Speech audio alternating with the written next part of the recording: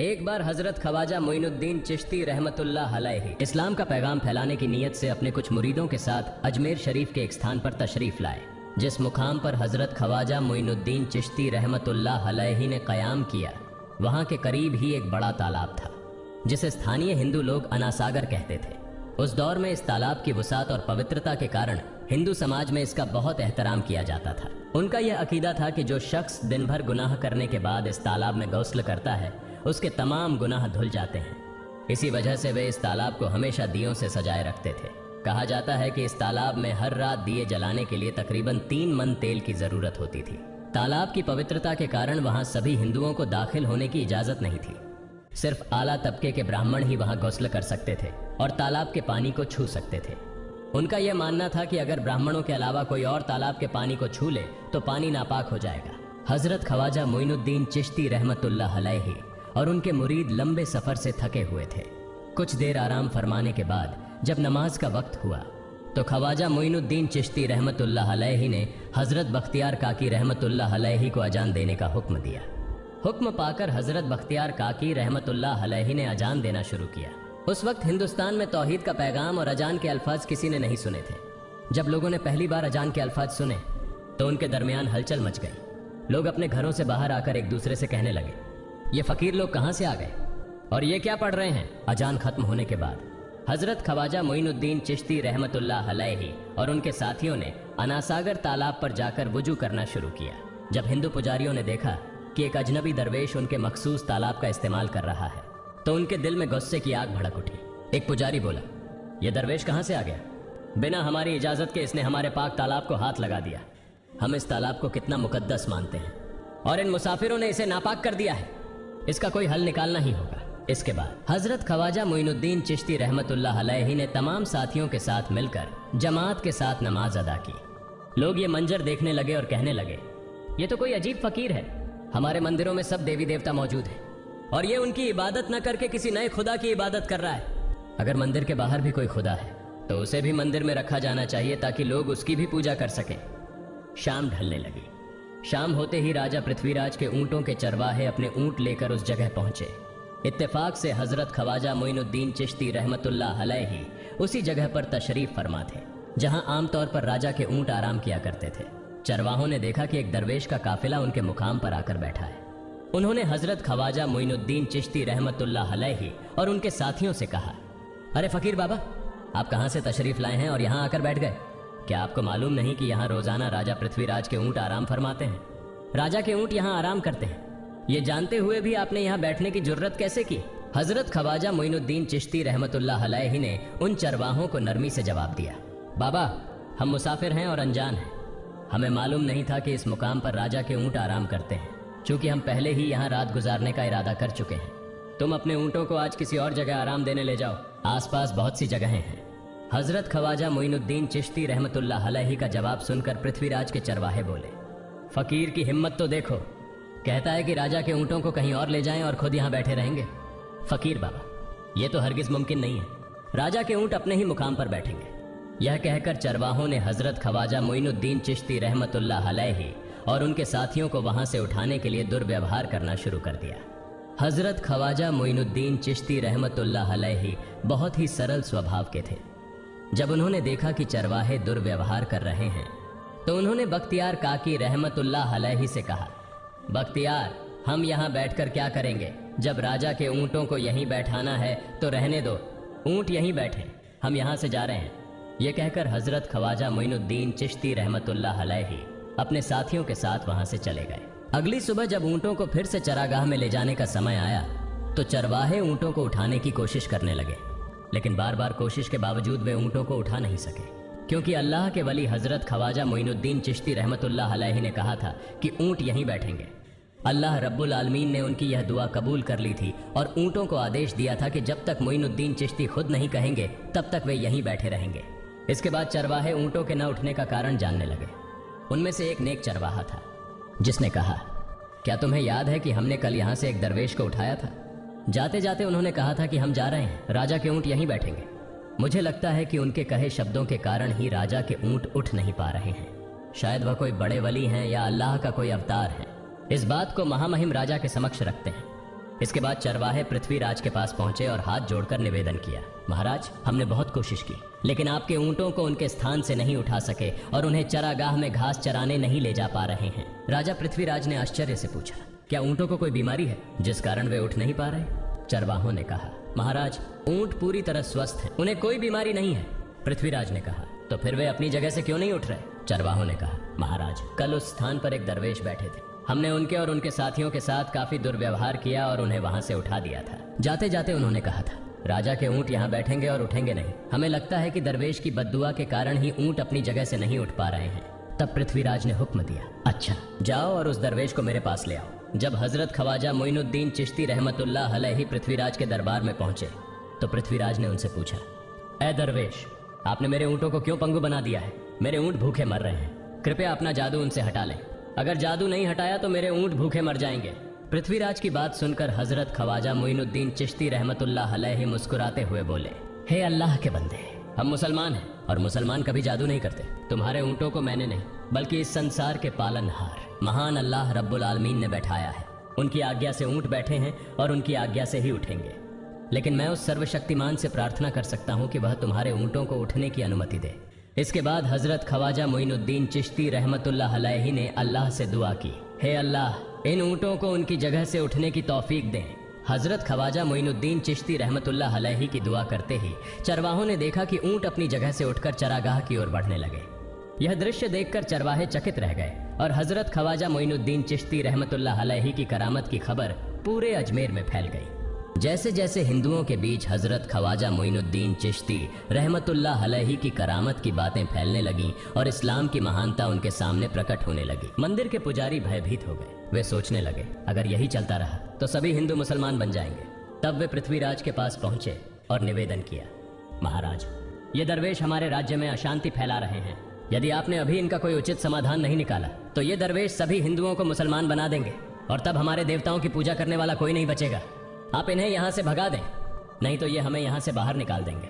महाराज, हम आपको एक और भयावह बात बताना चाहते हैं। ये दरवेश कहते हैं कि जिन मूर्तियों की हम पूजा करते हैं वे पूजनीय नहीं है।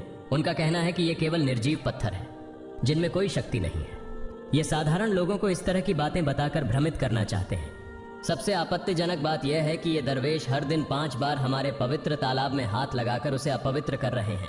पुरोहितों की बात सुनकर पृथ्वीराज ने हजरत ख्वाजा मोइनुद्दीन चिश्ती रहमतुल्लाह अलैहि को बुलाया। जब हजरत ख्वाजा मोइनुद्दीन चिश्ती रहमतुल्लाह अलैहि उनके दरबार में पहुंचे तो पृथ्वीराज ने कहा, ऐ दरवेश, हम देख रहे हैं कि आप गोमाता का मांस खाते हैं और हमारे देवताओं का अपमान करते हैं। हमारे धर्म के बारे में तरह तरह की उल्टी सीधी बातें कर रहे हैं।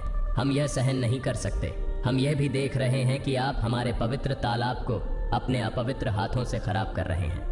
आप तुरंत हमारे देश से चले जाएं। हजरत ख्वाजा मोइनुद्दीन चिश्ती रहमतुल्लाह अलैहि ने कहा, बाबा, हम लोग तो केवल वुजू करते हैं, नहाते नहीं। अगर पूरी देह के स्पर्श से आपके तालाब का पानी खराब नहीं होता है तो केवल हमारे हाथ और चेहरे के पानी से तालाब अपवित्र कैसे हो सकता है? यह सुनकर पृथ्वीराज ने कहा, वे सभी लोग हमारे धर्म के हैं जबकि तुम लोग कहीं और से आ गए हो। तुम हमारे धर्म के नहीं हो, इसलिए तुम्हारे हाथ लगाने से हमारा तालाब अपवित्र हो जाता है। तब हजरत ख्वाजा मोइनुद्दीन चिश्ती रहमतुल्लाह अलैहि ने कहा, अच्छा बाबा, हम अब आपके तालाब के पानी को हाथ नहीं लगाएंगे, लेकिन हमें पानी की जरूरत है तो हम चाहते हैं कि केवल एक बर्तन में पानी ले लें। पृथ्वीराज ने कहा, ठीक है, तुम पानी ले सकते हो, लेकिन तुम्हारा बर्तन तालाब में लगे, तुम्हारे हाथ नहीं। अगर तुम्हारे हाथ स्पर्श करें तो हम इसके खिलाफ सख्त कार्रवाई करेंगे। राजा के साथ सहमति के बाद हजरत ख्वाजा मोइनुद्दीन चिश्ती रहमतुल्लाह अलैहि ने अपने मुख्य खलीफा बख्तियार काकी रहमतुल्लाह अलैहि से कहा, बख्तियार, जाओ और राजा के तालाब से एक बर्तन में पानी ले आओ, लेकिन बहुत सावधानी से पानी लेना ताकि तुम्हारा हाथ तालाब के पानी को छू न सके। बख्तियार काकी रहमतुल्लाह अलैहि हजरत ख्वाजा मोइनुद्दीन चिश्ती रहमतुल्लाह अलैहि के आदेश का पालन करते हुए आना सागर से पानी लेने गए। उन्होंने बर्तन को तालाब में डुबोया और उनका हाथ पानी को नहीं छू सका क्योंकि चमत्कारवश पूरा तालाब एक छोटे बर्तन में समा गया। आना सागर पूरी तरह से सूख गया और उसकी तली में केवल सूखी रेत दिखाई देने लगी। जब पुरोहितों ने देखा कि उनके पवित्र तालाब में एक भी बूंद पानी नहीं बची है और वह मरुस्थल की तरह सूख गया है तो वे घबराते हुए राजा पृथ्वीराज के पास गए और बोले, महाराज, यह तो भारी संकट हो गया है। पृथ्वीराज ने पूछा, क्या हुआ? पुरोहितों ने कहा, उस दरवेश ने हमारे पूरे तालाब का पानी ले लिया है। अब हमारे पवित्र तालाब में एक बूंद भी पानी नहीं है। अगर इस तालाब में पानी नहीं होगा तो हम अपने पापों का प्रायश्चित कैसे करेंगे? दूर दूर से हजारों हिंदू लोग इस तालाब में स्नान करने आते हैं ताकि वे अपने पाप धो सकें। अगर पानी नहीं रहेगा तो वे यहाँ आना बंद कर देंगे, जिससे हमारा बड़ा नुकसान होगा और अजमेर की मान मर्यादा मिट्टी में मिल जाएगी। पृथ्वीराज गहरे विचार में पड़ गए। वे हजरत ख्वाजा मोइनुद्दीन चिश्ती रहमतुल्लाह अलैहि के खिलाफ कोई कठोर कदम उठाने से झिझक रहे थे, क्योंकि उन्हें आशंका थी कि अगर उन्होंने दरवेश के खिलाफ सैनिक भेजे और दरवेश ने सैनिकों पर भी जादू कर दिया तो उनकी परेशानी और बढ़ जाएगी। इसलिए उन्होंने कहा, तुम लोग जाओ और उस दरवेश को मेरे पास बुला कर लाओ। मैं देखता हूं कि वह क्या चाहता है। अगर उसकी मांग उचित होगी तो हम उसे मान लेंगे, और यदि उचित नहीं हुई तो हम माफी मांगकर अपना तालाब का पानी वापस ले लेंगे। जब हजरत ख्वाजा मोइनुद्दीन चिश्ती रहमतुल्लाह अलैहि पृथ्वीराज के दरबार में पहुंचे तो पृथ्वीराज ने कहा, ऐ बाबा, आपने हमारे तालाब का सारा पानी ले लिया है। हम अपने पापों का प्रायश्चित कैसे करेंगे? पूरे दिन के पाप हम इस तालाब में स्नान करके धोते हैं। अगर तालाब में पानी नहीं होगा तो हम अपने पाप कैसे धोएंगे?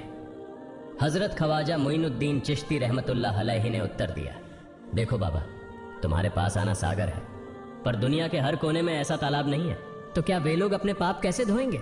पापों को धोने की ताकत इस तालाब के पानी में नहीं है। पापों को माफ करने वाला केवल अल्लाह है, जिसने आकाश, धरती और पूरी सृष्टि बनाई है। उसकी इजाजत के बिना एक पत्ता भी नहीं हिलता। इसलिए मैं तुम्हें इस भ्रम को छोड़कर सही राह पर आने की दावत देता हूं। वहां मौजूद हजारों हिंदू हजरत ख्वाजा मोइनुद्दीन चिश्ती रहमतुल्लाह अलैहि की बातें मंत्रमुग्ध होकर सुन रहे थे।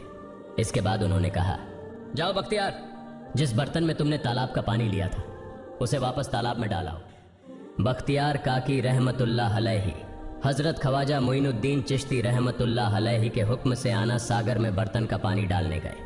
जैसे ही बर्तन का पानी तालाब में डाला, आना सागर फिर से पानी से लबालब भर गया। इस चमत्कार को देखकर वहां मौजूद कई हिंदुओं ने कलमा पढ़कर इस्लाम कबूल कर लिया। यह देखकर हिंदू पुरोहितों और पंडितों की चिंता बढ़ गई। वे पृथ्वीराज के पास गए और बोले, महाराज, यदि अब कोई उपाय नहीं किया गया तो सारे हिंदू मुसलमान हो जाएंगे।